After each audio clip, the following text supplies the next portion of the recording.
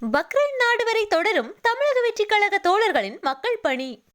தலைவர் விஜய் அவர்கள் அரசியலில் களமிறங்கியதிலிருந்தே தளபதியின் சொல்லுக்கிணங்க தமிழக வெற்றிக் கழக தோழர்கள் மக்கள் பணிகளில் ஈடுபட்டு வருகின்றனர். மக்களுக்கு என்ன பிரச்சனை என்றாலும் அங்கே முதலாளாக சென்று உதவியும் செய்து வருகின்றனர். அதனால்தான் தமிழக வெற்றிக் கழகத்திற்கு மக்கள் மத்தியில் மிகுந்த வரவேற்பு உள்ளது. களத்தில் இறங்கி மக்கள் பணிகளை செய்வதில் தமிழக வெற்றிக் கழக தோழர்கள் ஆர்வத்துடன் ஈடுபட்டு வருகின்றனர்.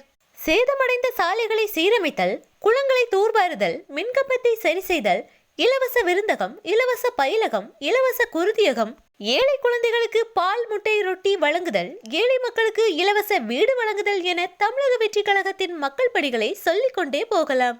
தற்போது பக்ரைன் நாடு வரை பரவி உள்ளது தளபதியின் மக்கள் பணி. பக்ரைன் நாட்டின் 54வது தேசிய தினமானது நேற்றைய தினம் நடைபெற்றது.